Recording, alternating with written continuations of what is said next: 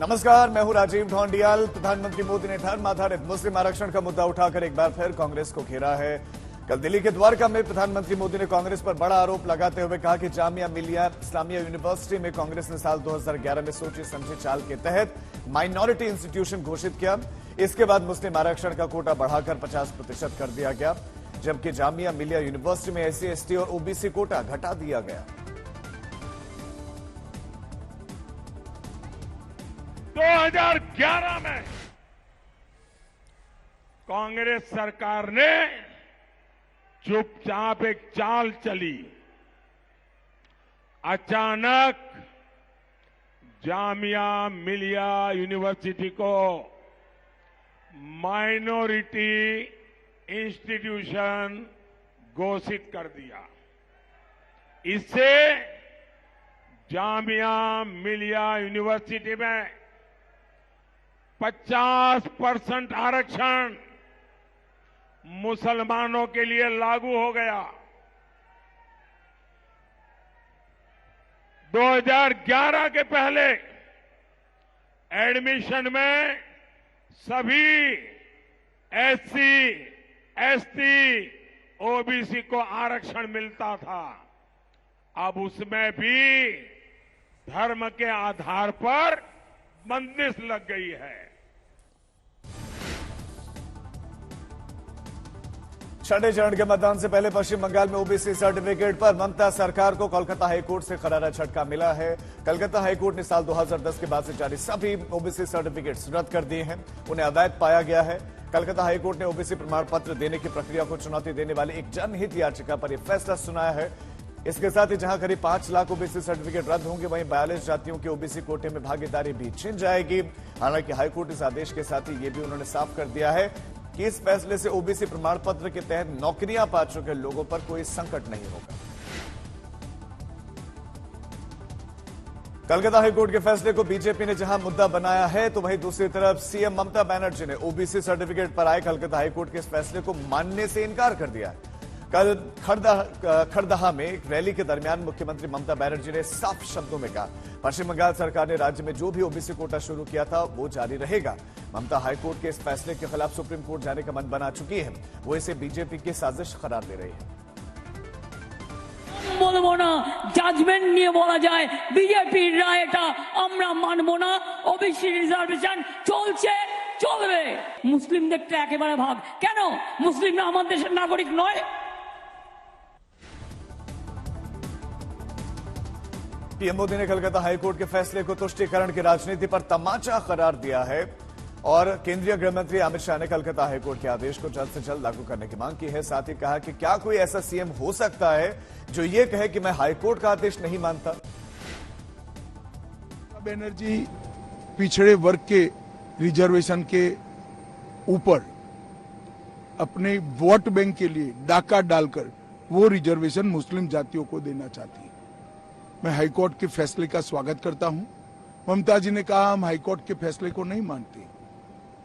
मैं बंगाल की जनता को पूछना चाहता हूं, कोई ऐसी मुख्यमंत्री हो सकती है, संवैधानिक पद पर बैठी हुई कोई व्यक्ति ऐसी हो सकती है जो कहेगी कि हम कोर्ट के आदेश को नहीं मानते हैं? लेफ्ट ने भी OBC सर्टिफिकेट को लेकर सीएम ममता बनर्जी पर सवाल उठाए। CPM नेता हनन मुल्लाहन ने कहा कि ममता ने हड़बड़ी में 87 वर्गों को OBC आरक्षण से जोड़ा, इसके लिए संवैधानिक प्रक्रिया का पालन नहीं किया गया, लिहाजा उन्हें खामियाजा भुगतना पड़ा है। हन्नान ने यह हवाला दिया कि लेफ्ट 36 वर्गों को संवैधानिक प्रक्रिया के तहत आर्थिक आधार पर OBC आरक्षण के लाभ से उन्होंने जोड़ा था, लिहाजा उन पर फैसले की आंच नहीं आई। तो हमारा लेफ्ट फ्रंट गवर्नमेंट जो पूरा पॉलिसी फॉलो करके लीगल लिस्ट बनाया था, इसलिए सुप्रीम कोर्ट में हाई कोर्ट बोला वो लीगल है, उसको रिजेक्ट नहीं किया, वो वैलिड है, लीगल है। और उसके बाद ममता के समय में जो बनाया है ये गलत है, इलीगल है, कोर्ट ने बताया है। पंचकूला में कल संविधान सम्मान सम्मेलन में राहुल गांधी ने देश के सिस्टम पर बड़ा बयान दिया। राहुल गांधी ने कहा कि बचपन से ही मैंने सिस्टम को अंदर से देखा है, मैंने सिस्टम के निचले तबके के साथ हमेशा भयंकर अन्याय होता रहा है। खास बात यह थी कि राहुल गांधी ने अपनी साफगोई में कांग्रेसी सरकारों का भी हवाला दिया। मैं पैदा हुआ हूं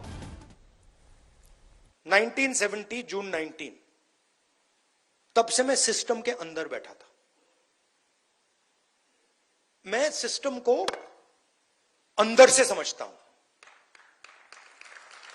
मुझसे आप सिस्टम नहीं छुपा सकते। कैसे चलता है, किसको फेवर करता है, किस प्रकार से फेवर करता है, किसकी रक्षा करता है, किसको अटैक करता है, यह सब मुझे मालूम है, दिखता है कि मैं उसके अंदर से आया हूं। प्राइम मिनिस्टर हाउस में जब दादी प्राइम मिनिस्टर थी तब था, पापा थे, मनमोहन सिंह जी थे, तब भी मैं जाता था, तो मुझे सिस्टम अंदर से मालूम है। और मैं आपको कह रहा हूं, system is aligned against lower castes. मतलब भयंकर तरीके से हर लेवल पे। आप कॉर्पोरेट सिस्टम देख लो, मीडिया सिस्टम देख लो, ब्यूरोक्रेसी देख लो, जुडिशरी देख लो, एजुकेशन सिस्टम देख लो, मिलिट्री देख लो, जहां भी आप देखोगे 90% का पार्टिसिपेशन ही नहीं है।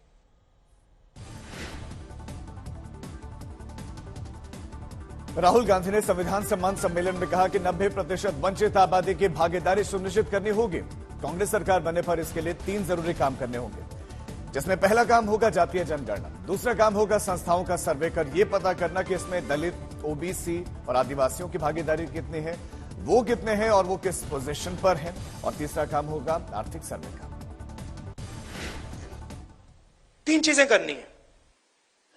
सबसे पहले यह पता लगाना है किसकी कितनी आबादी है, जाति जनगणना, कि सचमुच में ओबीसी 50% है या 55 है या 60 है या 40 है, दलित 15 है या 20 है, आदिवासी कितना है, माइनॉरिटी कितना है, गरीब जनरल कास्ट कितना है, यह पता लगाना है सबसे पहले। दूसरी बात डीएनटी। दूसरी बात, जो हमारी सारी की सारी संस्थाएं हैं, जुडिशरी हो, प्रेस हो, मीडिया हो, सारी की सारी संस्थाएं, उसमें हमें एक सर्वे करना है कि 90% के पास इन संस्थाओं में कितना पावर है, कितनी भागीदारी है, और इन 90% के लोग कहां हैं, किस पोजीशन पे हैं और कितने हैं।